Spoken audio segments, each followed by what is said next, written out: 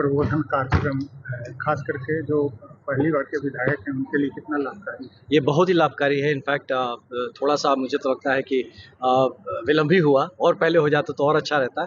लेकिन इसमें सीखने को मिला जो पहला आज इनॉग्रेशन सेशन था, जिसमें स्पेशली माननीय हमारे डिप्टी सीएम साहब और वाइस प्रेसिडेंट जी का जो मतलब उनका जो उद्बोधन था, उससे वहीं से लगा कि वो ज्ञान गंगा प्रवाह शुरू हो गया है।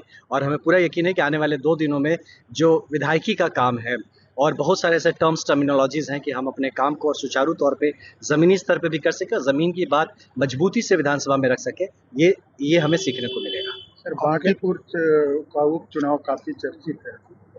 प्रशांत किशोर जी वहाँ ताल ठोक रहे हैं, क्या आपको लग रहा है?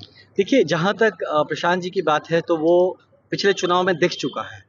तो ठीक है, मौका मिलने से हर आदमी चाहता है कि फिर मौका मिले तो फिर हम कोशिश करें।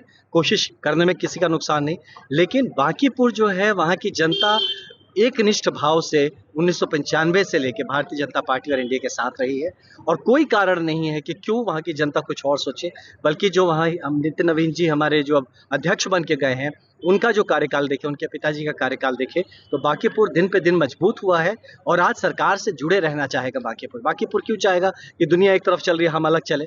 तो इसीलिए बांकीपुर में कोई कंपटीशन एज सच नहीं है। बाकी जितने लोग उसमें आएंगे उतना राजनीतिक जो माहौल है और मजेदार बनेगा। अगर प्रशांत किशोर अगर वहाँ से जीतते हैं या फिर हारते हैं, इसका क्या असर पड़ेगा? कोई देखिए, वहाँ पे हमको लगता है 10-12 लोग होंगे जो कि चुनाव लड़ रहे हैं, लेकिन वहाँ पूरा फोकस जो होगा वो भारतीय जनता पार्टी का जो हमारे कैंडिडेट है उन्हीं के ऊपर पूरा फोकस रहेगा और जनता, वहाँ की जनता कंफ्यूज बिल्कुल नहीं है। सर, प्रशांत किशोर ने ये भी दावा किया था कि जो अभिषेक कुमार पंडित हैं उम्मीदवार, उनके माता पिता जो है चारा घोटाला में शामिल थे, जिन्हें उसे लेकर भी कहीं चुनावी टाइम में बहुत लोग बहुत कुछ बोलेंगे, है ना। और आपका फोकस अभिषेक जी को चुनाव लड़ना था, उनके जो भी निजी कारणों से वो चुनाव नहीं लड़ रहे, लेकिन हमारा जो भी कैंडिडेट लड़ेगा तो भारतीय जनता पार्टी के मुद्दे पे लड़ेगा, किसी व्यक्ति विशेष के मुद्दे पे नहीं लड़ेगा।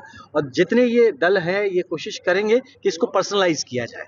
यहाँ जब हमारे माननीय मुख्यमंत्री सम्राट चौधरी जी विकसित बिहार को लेकर आगे बढ़ना चाहते हैं, उसकी बातें हम करें, वहाँ पे एक पर्सनल जो छीछा लेदर करने की आदत रही है विपक्ष की, यही बार बार इनके लिए यही शस्त्र है। इनके पास कुछ मुद्दे हैं तो कहिए आके मुद्दे पे बात करें।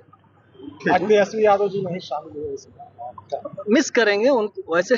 अब हम क्या बोले, लेकिन ज्यादा जरूरी है ये सब अटेंड करना कि जो किस तरीके से विधानसभा में सिर्फ बैठने से ही सब सीख जाएंगे या आपके परिवार के लोग रहे हैं तो आप सब जानते हैं, ये बात नहीं है। सब लोग सीख रहे हैं। आप देखिए यहाँ पे मतलब हमारे माननीय स्पीकर साहब प्रेम कुमार जी वो खुद बैठे हुए हैं यहाँ पे, सीखने की कोई कमी नहीं है। दुर्भाग्य की राजद के लोग सीखना ही नहीं चाहते, विपक्ष के कोई भी लोग इस कार्यक्रम में शामिल नहीं। इसीलिए तो आजीवन में विपक्ष में बने रहेंगे, सीखना ही नहीं चाहते कुछ।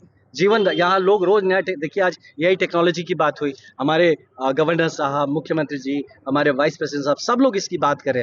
और यहाँ जहाँ देश आगे, बिहार को नेक्स्ट लीप आगे लेके चल रहा है, वहाँ पे विपक्ष के लोग जिनकी एक जिम्मेदारी बनती है कि मेन मुद्दों को जनता के सामने रखे, सदन में उठाए, वो कुछ सीखना ही नहीं चाहते, जानना ही नहीं चाहते, तो क्या होगा? Thank you.